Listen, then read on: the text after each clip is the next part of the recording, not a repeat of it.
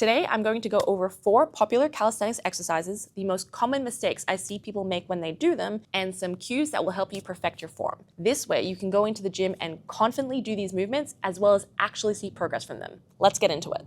Last time we talked about pull-ups, and today we're going to talk about chin-ups. I'm not going to spend too much time talking about the lower body today. If you were here for the last video, you already know we want the feet together, we want lower body tension, and we want the glutes engaged. Now, let's start with the shoulders for this movement. When we do our chin-up, it's really important to think about the shoulders depressing down towards the hips so that we can engage the lats. So when we do our chin-up, we want to think about, as we pull up, the shoulders go down away from the ears in the movement. So up, shoulders down away from the ears. Next, let's talk about the elbows. So in our last video, we talked a lot about the elbows going into the body, but with a chin up, we want to think about the elbows going down towards the floor. So we want a clean, vertical, straight angle. The reason why we want this is because the pull-ups, we're focused a little bit more on the upper back, whereas with our chin ups, we want to get the nice end range of our lats. So shoulders down, elbows down. Makes it really easy to think about because everything is going in the same direction. So when I'm here, tension in the lower body, shoulders down, elbows down to the floor. Shoulders down, elbows down. Now let's talk about the head position. So we want to start by looking up in our setup. This way our T-spine is open, our shoulders are nice and externally rotated. So when I do my chin up, I want to get to the bar. I'm looking up and everything's down as I pull up. So eyes up, shoulders down, elbows down. And the reason why I want to do this is because we find that when someone is looking ahead, they tend to start to close the rep a little too early.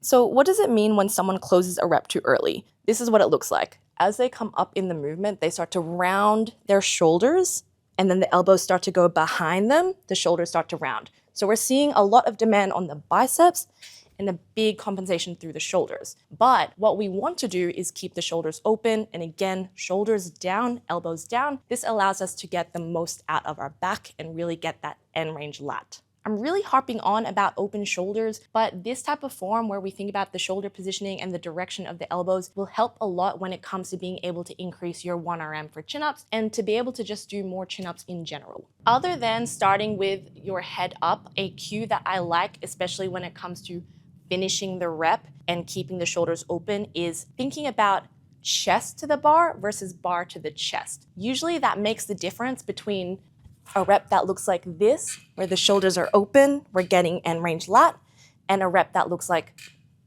this, where the shoulders start to be internally rotated and we start compensating. So let's go over all of that from the beginning. We come up, we're looking up, then from here, shoulders down, elbows down, chest to the bar, and then we've got our full rep. Chest to bar, and back down. This exercise might go in the running to be calisthenics' most butchered exercise, which is such a shame because it is so good for building straight arm strength, serrata strength, and also building the coordination needed for a lot of other more advanced calisthenics skills. And I am talking about the scap push-up. We're going to go over the most common errors I see people make when doing this exercise and how to fix them. So a scap push-up, we want to keep the arms straight, and the most common error I see is that people bend the arms. Normally, people bend the arms because they're trying to kind of find extra range. And when we do a scap push-up, the goal is to find as much range through our shoulders through retraction and protraction. So if I'm going to do a proper scap push-up now, I'm going to retract the shoulders and then protract the shoulders. The arms stay straight throughout the entire movement. But what tends to happen is that people start to bend their arms when they look for more retraction. I get it, because when we bend the arms, it gives us this idea that we've gone closer to the floor, but it then means we've taken the movement out of our shoulders and into our elbows. A good way to stop this from happening is to think about pushing the floor away from you with your hands while you move the shoulders through retraction and protraction. You might look at this video and go, that's not me, but you're never gonna be able to know if that's really not you unless you film your training. I'm a big fan of filming your training because this way you can actually give yourself a chance to look at your form and see what needs to be worked on. And if you can't tell if your elbows are straight or not, I do recommend filming a set of these so that you can see if you're making that error or any of the other errors that I'm about to talk about. And that way you know what to think about and what to focus on when doing your scap push-ups. Speaking of more range, another way that people like to look for more range is through their hips. And what that usually looks like is we sort of see the hips drop in retraction and then lift back up in protraction. So we're dropping to kind of get more range, but really, you know it's not more range, that's just your hips. So to fix that, we want to think about tucking the glutes under the pelvis and maintaining that glute engagement, that nice kind of hollow body shape as we do our movement through the shoulders. The last thing I want to go over with this exercise is not really an error, but more just a lack of intention. And the beauty of this skill, especially for beginners, is that you discover how much protraction you really have and you strengthen that movement, and also how much retraction you really have so you can also strengthen that movement. You know, you might have these programmed and maybe you come into the gym, it's like 2 by 10 or something, and you're kind of just like 1, 2, 3, 4, just counting. Rather than counting, what I recommend that you do instead is to really focus on your range of motion and the technique and being really intentional with your technique. So when you're here, we want to think about that glute tuck. How does that feel? And then how does it feel to really squeeze the shoulder blades together as much as you can while keeping the arms straight? And how does it feel to really push the floor away from you and spread the shoulder blades apart? How much range can you get from that? This exercise is genuinely as hard as you make it. The harder you make it for yourself, the more you explore that range, the more benefits you will get out of doing this exercise. So I've just gone over calisthenics, maybe, arguably, most butchered exercise. Now I'm going to go over hand balancing's most butchered exercise. And if there is an exercise that you think is done incorrectly more than these two, I would love to know in the comments. Or if there's just an exercise that you're confused about technique, you can also let me know in the comments so I can make more breakdown videos. But let's go over the nose to wall. You want to remember that this is a conditioning drill. And a really common error I see with this is that people try to treat it as a balancing exercise and they're trying to get their feet to come off of the wall. So they're up here in their nose to wall and they're thinking about trying to just come off of the wall. So you can see their feet kind of moving.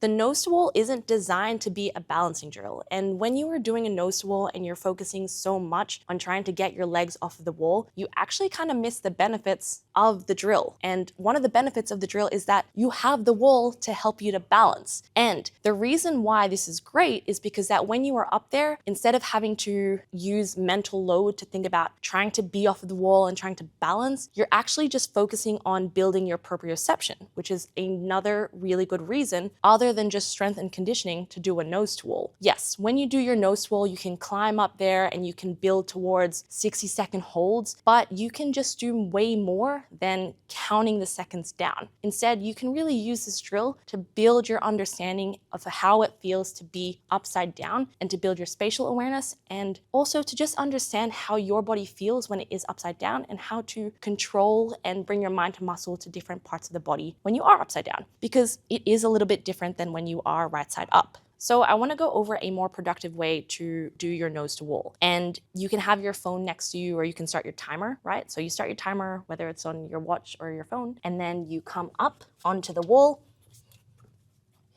While that time is going, I want you to think about different sensations. How does it feel to push really tall through the shoulders? How does it feel to keep the arms straight? How does it feel to have the weight in your fingertips? How does it feel to keep the glutes squeezed or to flex the quads? There's so much going on here and so much to explore in your body that time, A, will fly by, which is a good thing, but B, it's a really good way for you to get to know your body upside down. Approaching your nose to wall like that is a lot better because then when you do balancing drills, you're able to take the coordination and spatial awareness that you've built doing the wall assisted hold and apply them to your actual balancing drills.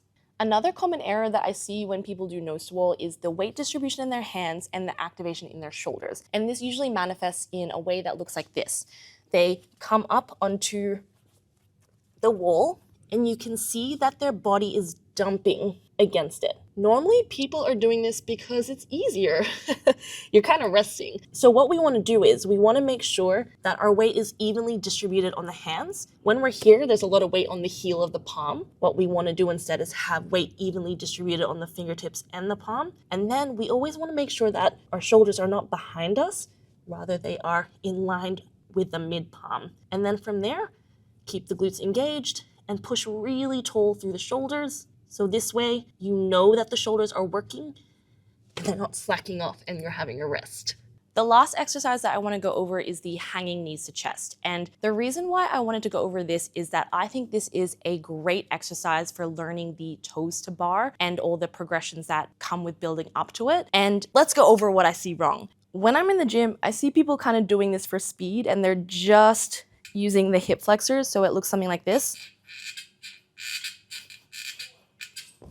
And yes, the hip flexors play a really important role in the knee raises as well as the toes to bar, but you can get so much more out of this exercise and be able to progress to more advanced calisthenics exercises if you not only use the hip flexors, but learn how to use your lower core and to curl the lower spine in this movement. So what that would look like is instead of just simply this lift through the knees, we want to think about curving. So when I'm here, not only am I going to lift the knees, but I'm going to curve the lower spine. This will further compress the knees into my chest, as well as teach us the coordination for things like toes to bar, where you do need to learn how to curve your spine. If we can learn how to articulate our spine, we can move from this to this to that. So that is another calisthenics breakdown video done. If you found this helpful, don't forget to give it a like. If you want to see a part 3, let me know. If there's any particular exercise that you want to see a breakdown on, let me know in the comments as well, and I will see you in the next video.